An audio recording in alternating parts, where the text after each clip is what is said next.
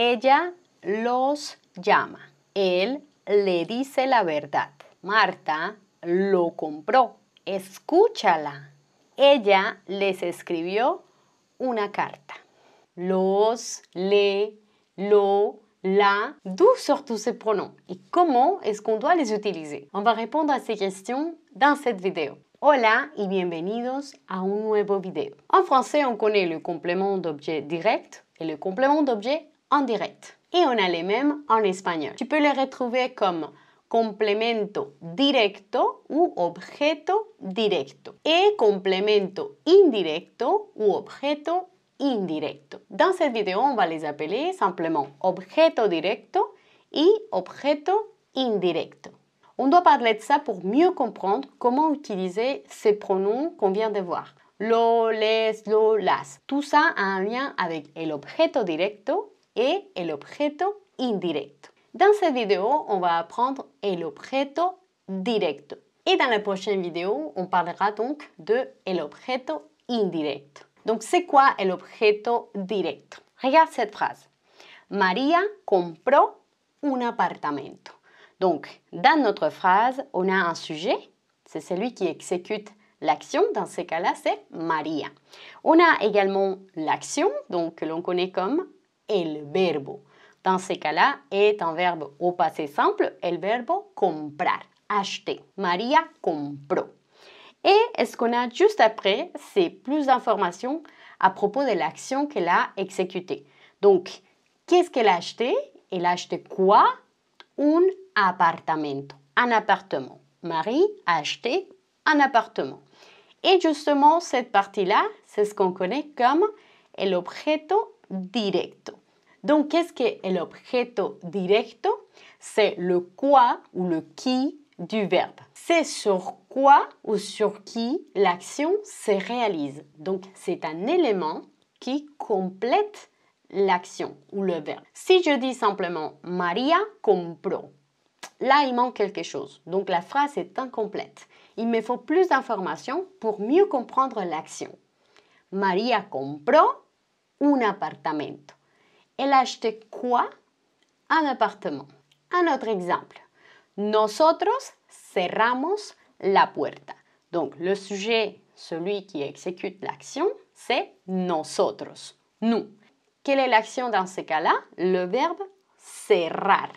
Nosotros cerramos. Cerrar, ça veut dire fermer. Et si l'on pose la question au verbe, ¿qué cerramos? Eh bien, la réponse va être mon objeto directo, la puerta.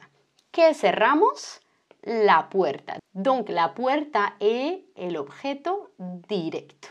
Un autre exemple. Mis padres cuidan a los niños. Qui exécute l'action? Mis padres, mes parents. Ils font quoi? Ils gardent, cuidan. Le verbe cuidar, garder. Cuidan a los niños. Donc, el objeto directo est a los niños. Dans ces cas-là, on ne va pas poser la question « que » parce que, regarde, il y a une préposition, la préposition « a ». Donc, dans ces cas-là, on va plutôt poser la question « a quién ». ¿A quién? Ou si c'est au pluriel, on dira plutôt « a quiénes ». ¿A quiénes? Donc, mes parents, ils gardent qui? ¿A quiénes cuidan? A los niños. Et los niños, donc, c'est mi objeto directo. Un dernier exemple. Felipe llama a sus amigas. Qui exécute l'action? Dans ces cas-là, c'est Felipe. Il fait quoi? Il appelle. Llama. Il appelle qui? Eh bien, il appelle a sus amigas. Donc, voici mi objeto directo. Donc, la question qu'on pose au verbe est plutôt ¿a quién? Ou ¿a quiénes? Si c'est au pluriel. ¿A quiénes? Donc, en conclusion, pour trouver el objeto directo dans une phrase, je dois poser une question au verbe. La question peut être ¿qué? Ou ¿a quién? Ou ¿a quiénes? ¿A quiénes? Si l'on parle du pluriel. Et donc, à chaque fois qu'on utilise un objet direct dans une phrase, on peut le remplacer par un pronom d'objet direct. C'est-à-dire que je ne suis pas obligée de répéter à chaque fois la même chose, je peux simplement utiliser un pronom. En espagnol, c'est exactement pareil, et donc voici les pronoms d'objet direct qu'on utilise en espagnol.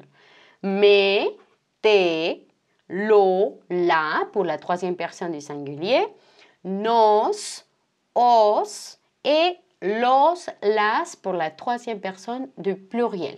Je te mets en rouge les pronoms des troisième personnes du singulier et du pluriel parce que c'est souvent cela qui pose le problème. Les autres sont assez simples, on les comprend assez facilement. Mais on va quand même les voir très rapidement pour que cette vidéo soit complète. Donc déjà, regarde le premier exemple qu'on a vu tout à l'heure. María compró un apartamento. On a dit que l'objet direct, el objeto directo, était un apartamento. Et donc, comme il s'agit d'un nom au singulier et masculin, je vais le remplacer par lo. Regarde ici. Donc, si je le remplace dans ma phrase, on va dire plutôt María lo compró. J'ai remplacé un apartamento par le pronom lo. Très important à prendre en compte, le pronom se trouve toujours avant le verbe. Dans le deuxième exemple, nosotros cerramos la puerta. Alors là, c'est plutôt un nom singulier, mais féminin. Donc, on va utiliser plutôt la. Et donc, ça va donner nosotros la cerramos. Et comme dans l'exemple précédent, mon pronom va se retrouver juste avant le verbe. Mis padres cuidan a los niños. Pour remplacer a los niños, el objeto directo, je dois prendre en compte qu'il s'agit d'un objet direct au masculin et au pluriel, dont le pronom qui correspond à cet objet direct est los. Mis padres los cuidan. Toujours avant le verbe. Felipe llama a sus amigas. Cette fois-ci, a sus amigas est un nom au pluriel et féminin. Donc, je vais utiliser las. Felipe las llama. Donc, en conclusion, si je prends tous les objets directs de toutes mes phrases et je les remplace par des pronoms d'objets directs, ça va me donner ça. María lo compró, nosotros la cerramos, mis padres los cuidan, Felipe las llama. J'ai fait exprès d'utiliser les 4 pronoms pour les troisième personnes du singulier et du pluriel. Mais on va voir rapidement les autres qui normalement ne posent pas de problème. Le pronom me, te, nos, os. Imaginons que la phrase est Marie écrit à moi. Donc, je vais dire María me escribe. Marie écrit à toi, María te escribe. Marie écrit à nous. Donc, María nos escribe. Et Marie écrit à vous, María escribe a vosotros. Donc, on va dire María os escribe. Maintenant, où est-ce que je dois placer le pronom d'objet direct? El pronombre de objeto direct. Alors, peut-être que tu vas me dire, Andrea, tu viens de dire qu'on le place avant le verbe. Oui, mais pas que. Donc, on peut le placer avant le verbe ou devant le verbe, si tu préfères, mais il peut aussi se retrouver collé au verbe, ponctuellement à la fin du verbe. Regarde ces exemples. Llamándolos, enviarla, cuéntalo. Donc, tu vois, dans ces exemples, il y a toujours un pronom d'objet direct qui se trouve à la fin du verbe. Mais il faut voir ponctuellement dans quel cas je peux faire ça et comment est-ce que je le fais. Alors, le pronom d'objet direct, je vais pouvoir le placer avant le verbe ou après, ou les deux. Ça va dépendre. Donc déjà, regarde ces 3 cas pour lesquels ça va changer un petit peu. Quand il s'agit d'un verbe à l'infinitif, quand il s'agit d'un verbe au gérondif et aussi quand il s'agit de l'impératif positif. Alors, l'infinitif, c'est quand le verbe n'est pas conjugué. Donc, par exemple, le verbe acheter, comprar en espagnol. Si je dis comprando, mon verbe se trouve au gérondif. Et finalement, l'impératif positif ou el imperativo positivo, comme par exemple avec le verbe comprar, ça serait compra. Et donc, pour ces 3 cas, on va apprendre comment est-ce que je place le pronom d'objet direct. On va commencer par l'infinitif. Donc, on a dit l'infinitif, c'est un verbe qui n'est pas conjugué. Par exemple, regarde cette phrase. Voy a comprar un helado. le verbe comprar, il est à l'infinitif. Il n'est pas conjugué. Tu vas souvent retrouver des verbes à l'infinitif quand on utilise ce qu'on appelle perífrasis verbales. Una perífrasis verbal contient deux verbes. Donc, souvent un verbe principal et un deuxième verbe qui est très souvent à l'infinitif. Donc, par exemple, regarde ces deux périphrases qu'on utilise très souvent en espagnol. Le verbe ir a plus un verbe à l'infinitif. Et c'est pour parler simplement d'un futur proche ou de quelque chose qu'on va faire très prochainement. Par exemple, voy a ver una película. Ça veut dire je vais aller regarder un film. Et une autre périphrase qu'on utilise en espagnol est avec le verbe acabar de, plus un verbe à l'infinitif. Et ça, c'est pour parler simplement d'une action qu'on vient de faire ou qu'on vient tout juste de finir. Pour ces deux thématiques, j'ai déjà fait des vidéos. Donc, je te laisse les deux dans la description de ces vidéos pour que tu puisses aller les voir si ça t'intéresse. Donc, dans notre exemple, ce qu'on est en train d'utiliser est le verbe ir a plus un verbe à l'infinitif. Voy a comprar un helado. Je vais aller acheter une glace. Donc ici, il y a deux possibilités pour placer el pronombre de objeto directo. Donc déjà, je peux le placer avant le verbe principal. Dans ce cas-là, le verbe principal est le verbe ir, qui est conjugué à la première personne. Voy, yo voy. Et je peux aussi le placer à la fin du verbe auquel appartient el objeto directo. Donc, n'oublie pas, ici, dans cette phrase, el objeto directo est un helado. Voy a comprar un helado. Donc, c'est l'objet direct du verbe comprar. Donc, c'est à ce verbe-là que je vais coller le pronom d'objet direct. Voy a comprarlo. Regarde ce deuxième exemple aussi avec un verbe à l'infinitif. Cette fois-ci, on va utiliser la périphrase acabar de. Acabo de enviar un correo. Je viens d'envoyer un courriel. Donc, encore une fois, j'ai deux possibilités pour placer le pronom d'objet direct avant le verbe principal. Dans ces cas-là, c'est le verbe acabar. Lo acabo de enviar. Et je peux aussi le coller à la fin du verbe auquel appartient el objeto directo. Donc, el objeto directo est un correo et le verbe pour lequel il est objet direct est le verbe enviar. Acabo de enviarlo. Pourquoi lo? Parce que il s'agit d'un nom masculin singulier, tout comme dans l'exemple précédent. Donc, on vient de voir qu'il y a deux possibilités quand un verbe se trouve à l'infinitif. Maintenant, qu'est-ce qui se passe quand il est au gérondif? On utilise aussi le gérondif dans une périphrase verbale.